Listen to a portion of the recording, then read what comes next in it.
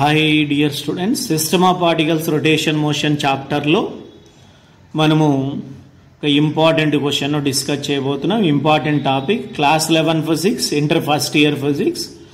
So torque gurinchi discuss cheyabothunam. Torque gurinchi already ga manamu simple ga inta mundu video lo explain chesam. Playlist lo untundi System of Particles Rotational Motion ane playlist lo. So torque in terms of angular momentum.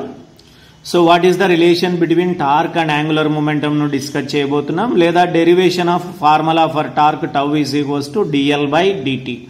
Ante rate of change of angular momentum is also called torque ani cheppochu. So inta mundu video lo manam angular momentum ante enti discuss chesam, alage torque ante enti discuss chesam, linear momentum ani kuda discuss chesam. So we know that angular momentum L is the product of perpendicular distance r and linear momentum. So r into linear momentum.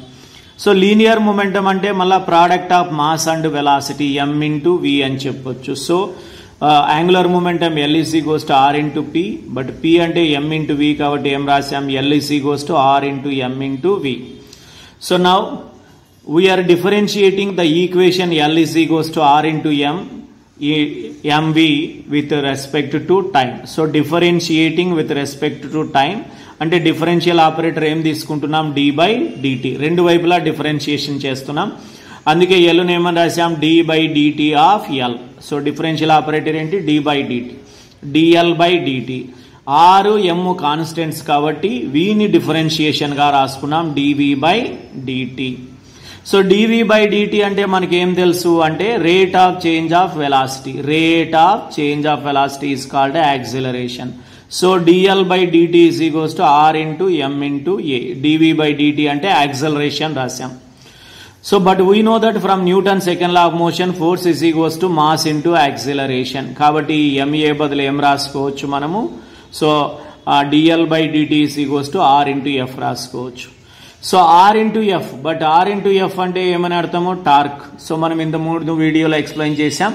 The product of perpendicular distance from line of action of force to axis of rotation and magnitude of force, ఈ రెండింటి మధ్య ఉన్న product నే మనం ఏమంటాం, torque.